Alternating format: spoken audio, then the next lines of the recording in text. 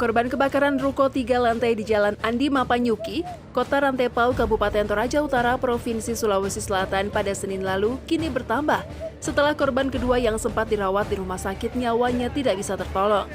Kebakaran yang terjadi pada Senin lalu itu sempat membuat warga sekitar panik saat melihat salah satu korban yang diketahui bernama Raihan, 16 tahun, melompat dari lantai 2 ruko untuk menyelamatkan diri saat kobaran api tengah membumbung tinggi. Walau mengalami luka serius, korban berusaha menyelamatkan diri dan dilarikan warga ke rumah sakit. Namun naas, setelah beberapa hari mendapatkan perawatan, nyawa Raihan 16 tahun tak bisa tertolong akibat luka serius yang dialami.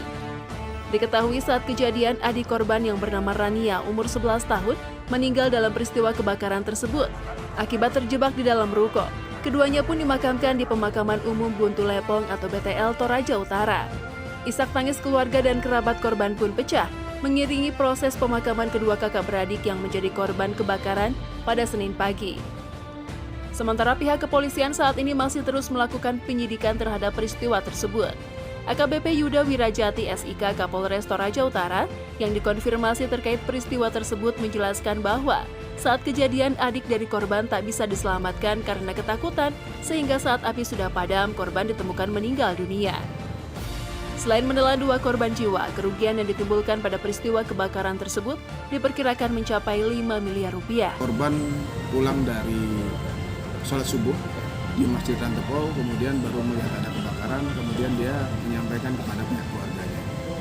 Kebetulan pihak keluarganya memang dalam kondisi yang mungkin sedang istirahat, sehingga pada saat kejadian ada korban yang terbakar, satu orang anaknya yang umur 16 tahun, dia yang bersangkutan pada saat pulang melihat kobaran api yang membesar dari lantai 1, kemudian mencoba untuk mencari jalan alternatif dengan memanjat melalui rumah tetangga.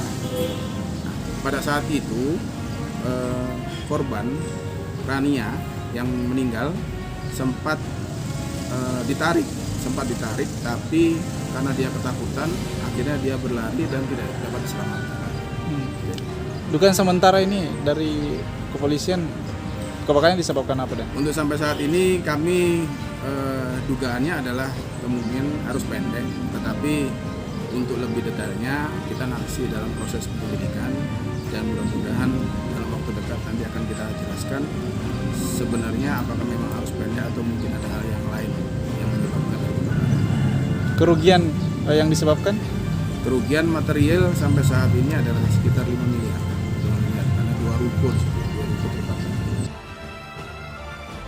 Dari Toraja Utara, Sulawesi Selatan, Joni Jurnal TV mengabarkan.